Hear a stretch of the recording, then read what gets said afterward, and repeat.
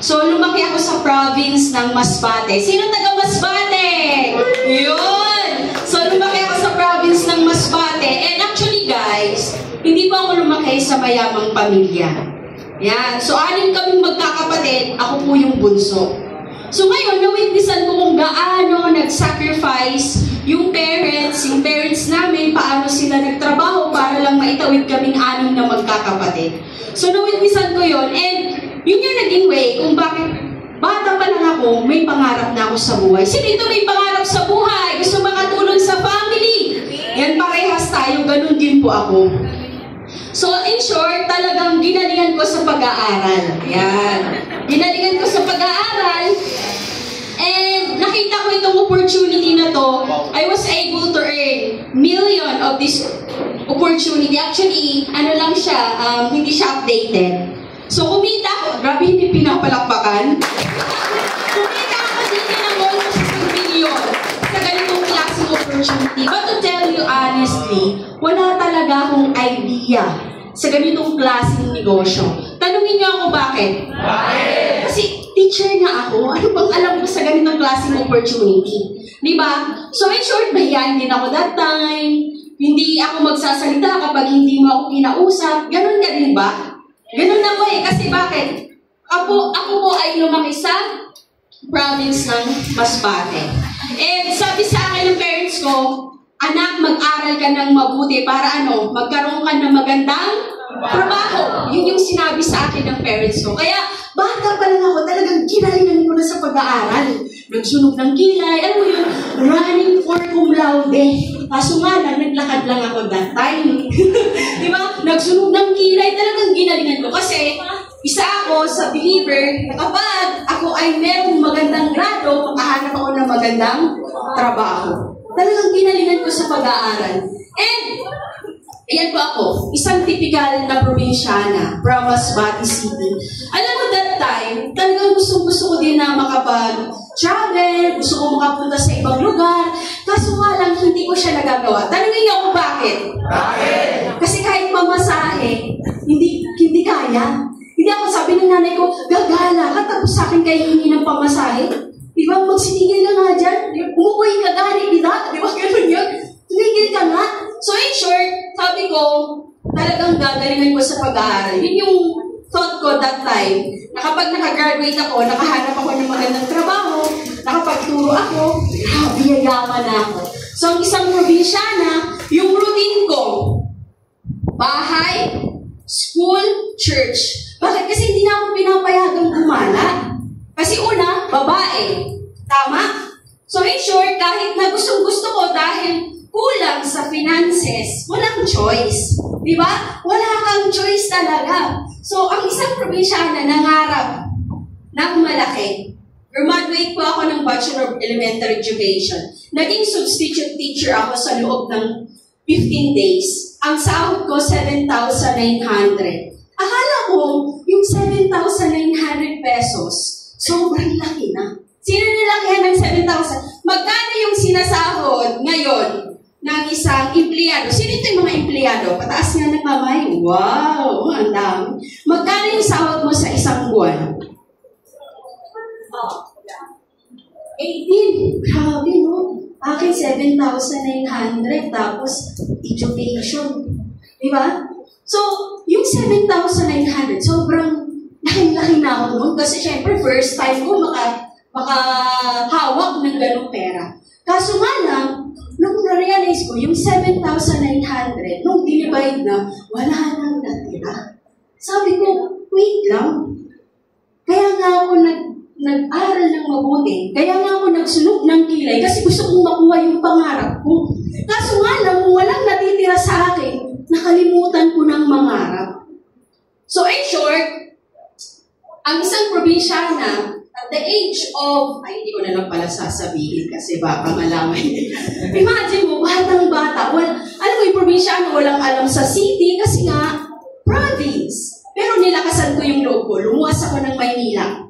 First time kong mapalayo sa nanay ko.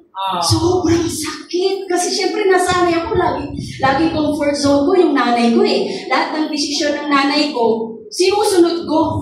hindi ko nagagawa yung desisyon ko kasi nga wala akong pera. Tama? So sabi ko, gusto ko magtrabaho sa Maynila. Lumuwas ako ng Maynila. Naging ang isang teacher, naging isang secretary. Sobrang layo. Sabi ko, wala akong choice that time. Tanungin niyo kung magkano sahod ko? 15,000. Ngayon, tinanong ko yung sarili ko, is this my work? Yung 15,000? Kung tatanungin kita ngayon, yung sinasahod mo, work mo ba yan? Yan ba yung galing mo? Sabi ko, kung nasa Maynila ako, magbabayad ako ng upa, mamamasahe, pagkain, wala nang natira na naman. So in short, sabi ko, kung naging kulang, anong gagawin? Magdagdag. Kaso nga lang, pagdating sa ganitong klaseng opportunity, negative ako. Ano mo yung negative? Totoo ba? May kumikita dyan ng malaki? Totoo ba? Alam mo ba, nung na-share sa akin yung ganitong opportunity, ang nag-invite sa akin, yung kapatid ko. Sino dito yung kuya niya, ganito yung ginagawa, or kapatid niya, ganito yung ginagawa? Ilang beses niya akong na-invite sa ganitong klaseng opportunity, kaso ayaw ko nga. Sabi ko, ulit ko naman, ayaw mo sumali dyan, ikaw na lang. Ganun sabi ko sa kanya. Kasi, ang thought ko that time, scam yan, imagine mo, no? Kuya ko, iniisip ko, makais kami na ko dito, wala na nga akong pera, di ba? So ngayon, parang nagsawa siya. Sabi niya, sige, wag ka nang sumali. Umattend ka na lang ng event. Yan, yun yung sabi niya, kasi paulit-ulit ako. Gusto ko nang i-block eh, kasi paulit-ulit. Alam mo yung wala na nga akong pera, pero mag-pride pa ako. Kasi bakit? Yung kuya ko, high school graduate. Ako college. Di ba? Educator. Teacher. Mag-pride, di ba? Ikaw na lang dyan. Mag-power ka dyan. Bahala ka. Ganun yung sinasabi mo. So ngayon, sabi niya, sige, wag ka nang sumali. Ganito na lang. Umattend ka na lang ng event. Pagkatapos ng event, hindi na kita kukulitin. Sabi ko, okay, sige, yan lang pala eh. Pumunta kami ng event sa MOA Arena. Pagpunta ko doon, grabe, sobrang daming tao. Sabi ko, ito ba yung scam? Ito ba yung yung sinasabi nilang hindi totoo? Talagang na-culture shock ako. Sabi ko, ang dami, tapos pare-parehas yung kulay ng damit. Sabi ko, sasaktan ko rin ba to? So ngayon, alam mo ba, nung time na yon, nakaupo ako sa pinakagulong. Pero merong nagsalita. Yung nagsalita, hindi nakapagtapos ng kolehiyo. Nagbebenta lang ng basahan. Pero yung pangarap ng sasakyan, pangarap kong bahay, pangarap kong lugar na puntahan, napuntahan niya. Sabi ko, wait lang ba? Ano ginagawa ng tao na to? So doon ako na-open up na what if itry ko? Wala namang mawawala, tama? Wala namang mawawala kasi matagal na akong wala. So in short, talaga sabi ko, alam mo yun, gusto ko siyang simulan kaso wala akong pera. Pero sabi nga, wala na nga akong pera, hindi ko pa gagawa ng paraan. Tama? So, nag-start ako, ginawan ko ng paraan. Nung nagsasahod ako per month, sabi ko, bakit kaya ganito pa rin yung circle ng life ko? Sahod, bayad ng bills, tapos utang. Sabi ko, bakit ganun? Kasi sabi sa akin, kasi yung pera mo, ilalagay mo sa liabilities. Ano yung liabilities? Na kapag may pera ka, ang isip mo, bumili ng ganito, walang bumabalik. Kaya back to zero ka na naman. Sabi ko, oo nga, guilty talaga ako that time. Bakit totoo? Pag may pera ako, bili ng bag, bili ng shoes, bili ng ganito, walang bumabalik. Kaya zero ulit, walang naiipon. Tama? So ngayon, totoo talaga siya na nangyari. And blessing in disguise, sabi ko nga, nag-start ako dito sa ganitong klaseng opportunity na wala akong alam. Pero sabi ko, kung dito ako kikita ng malaki, kakaririn ko talaga siya. Gagawin ko talaga siya. In short, gumawa ako ng paraan. Anong ginawa kong paraan? Nangutang ako. First time sa buhay ko na mangutang. Kasi hindi kami tinuruan ng nanay ko na mangutang eh. Pero sabi ko, lalakasan ko yung loob ko. Okay? Hindi ko naman ito ginawa dahil sa kuya ko eh. Ginawa ko to kasi may pangarap din ako. Di ba may pangarap ka din? Yes! So, kasi may pangarap ako. In that, isang probinsya probinsyana, sabi sa akin ng mentor ko, ng kuya ko, yung sahod mo, gawin mo siyang asset. Ano yung asset? Yung pera mo, ilagay mo sa isang bagay na ang balik sa'yo ay pera. Kaya pala ang mayaman, mas lalong yung mayaman, kasi yung pera nila, nilalagay nila sa asset, hanggang sa kumita sila ng malaki. Sabi ko, oo nga. So in short, nag-sacrifice ako. Okay lang ang isang sacrifice kung magandang buhay naman ang ibabalik sa'yo. Yeah! Tama? Like that. 5,980. Ginawan ko ng paraan. And that, 5,980 is online business. Na kahit nasa bahay ako, kahit nasa coffee shop ako, kahit nakausap ko yung kaibigan ko, nagagawa ko pa rin yung negosyo. Kasi nung, di ba, pag may trabaho ka, employee ka, kahit may sakit ka, kailangan mo pumasok. Bakit? Kasi kapag hindi ka pumasok, walang sahod. Diba? So, ang kagandahan nito, kahit nagbabakasyon ako, kahit saan ako pumunta, bit-bit ko yung negosyo ko. Bakit? Pwede mo siyang gawin online. And that, ito yung nangyari sa akin. Imagine mo yan, di ba dati?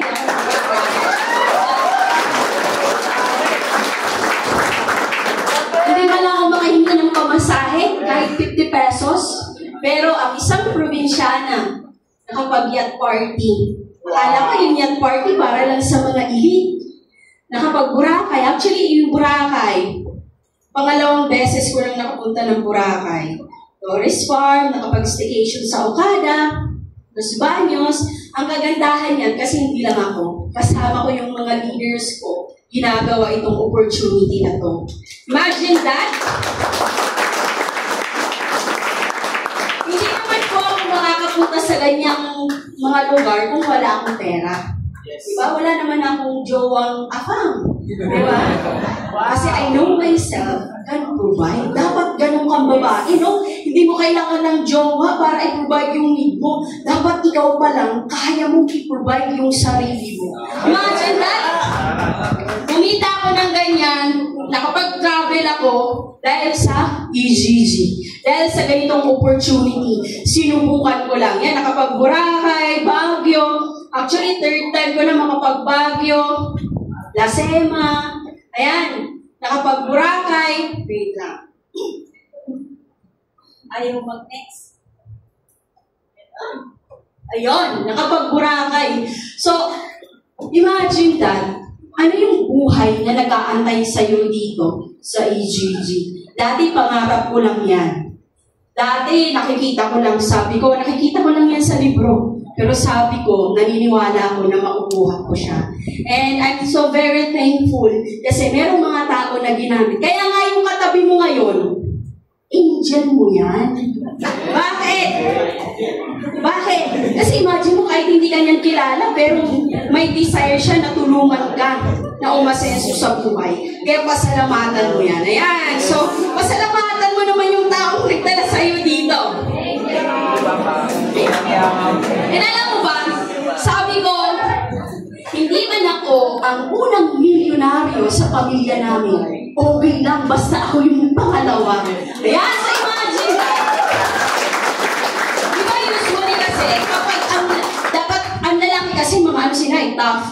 Di ba, hindi emotional. Talagang tigasin, no? Yes. Pero imagine that, because of this community, na-awardan po ako as Millionaires Club.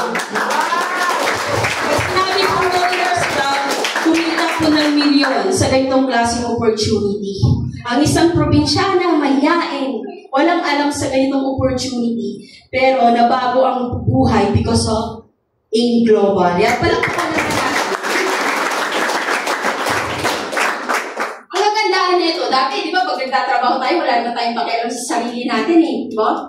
Instead na bigyan mo ng araw yung sarili mo, ilaan mo na lang para pang-survive mo for the next day. Di ba? Tama? Hindi mo maisip na, what if kaya, bigyan ko ng, love yung sarili ko. So, ang kagandahan dito, kasi meron ng time para, alam mo yun, i-treat mo yung sarili mo. So, hindi mo naman ma-treat ang sarili mo kung hindi ka kumikita ng malaki. Tama? So, ang kagandahan dito, kasi, naaalagaan mo yung sarili mo. Diba? hindi yung jowa mo ang mag-aalaga sa'yo. Dapat ikaw. Diba? So imagine that.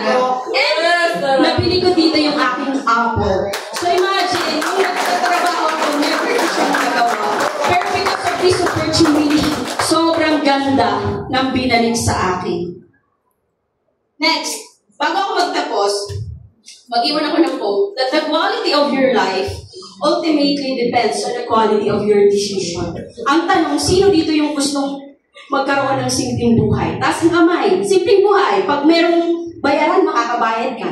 Pag gusto mong bumili ng ganito, makakabili ka. Pag gusto mong mamasyal, makakapasyal ka. Pag hihingin sa iyong magulang mo, makakapagbigay ka. Sino yung gusto?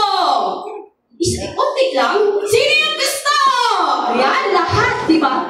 Pero, sabi yan, yung magandang buhay na gusto mo, nakadepende ngayon sa desisyon na gagawin mo. Kasi hindi pwedeng gusto mo na maging maganda yung life mo, makapag-give back ka sa family mo. Kaso nga lang, hindi ka gumagawa ng paraan para baguhin yun. Okay? Because it depends on the quality of your decision.